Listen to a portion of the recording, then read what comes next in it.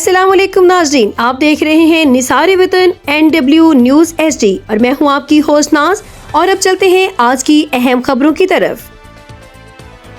खबर शामिल करते हैं। शफीक अहमद मुगल की रिपोर्ट के मुताबिक रहीम यार खान पुलिस और मिलिट्री इंटेलिजेंस ने राजमपुर के पहाड़ी इलाके में बड़ी मुश्तरका कार्रवाई करते हुए 1 करोड़ रुपए इनाम याफ्ता बदनाम ज़माना डाकू गुल हसन लोलाई को 3 साथियों समेत सरेंडर। DPO इरफान अली समूह के मुताबिक सरेंडर करने वालों में गुल हसन लोलाई के अलावा इसके साथी झागन लोलाई और फारूक लोलाई भी शामिल हैं, जो तवील अरसे से संगीन जुराइम में मतलूब थे। DPO इरफान समूह ने बताया कि कार्रवाई के दौरान डाकुओं के कब्जे से 2 RPG-7 और भारी मिकदार में गोला बारूद भी बरामद किया गया, जो किसी बड़े दहशतगर्दी के मंसूबे की निशानदेही करता है। पुलिस के मुताबिक तमाम मुल्ज़मान को हिरासत में लेकर मजीद तफ्तीश शुरू कर दी गई है और जबकि मुमकिना खतरात के पेश नज़र इलाके में सिक्योरिटी मजीद सख्त कर दी गई है।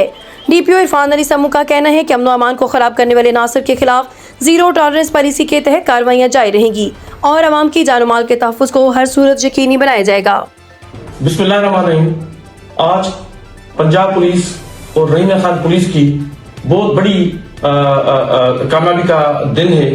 आज रहीम खान पुलिस और मिलिट्री इंटेलिजेंस ने मुश्तरका राजनपुर के पहाड़ी सिलसिले में कार्रवाई की, जिसके नतीजे में वहां से जो डाकू जो कि यहाँ के कच्चे से भागे हुए थे, जिनका हमने पीछा किया हुआ था, उनके साथ इनकाउंटर हुआ वहां पर और उसके नतीजे में 3 जो डाकू हैं, जिसमें गुल हसन लोलाई जो कि बदनाम ज़माना डाकू रहे हैं, जिसके सर की कीमत गवर्नमेंट ऑफ पंजाब की तरफ से 1 करोड़ मुकर्रर थी, वो अपने 2 साथियों समेत झागड़ और फारूक समेत जो कि लोलाई हैं, ये भी इन समेत ये रहीम खान पुलिस के यहाँ वहीं पर सरेंडर हुए और इनके पास जो मिलिट्री ग्रेड वेपन था वो भी इन्होंने सरेंडर करवा दिया।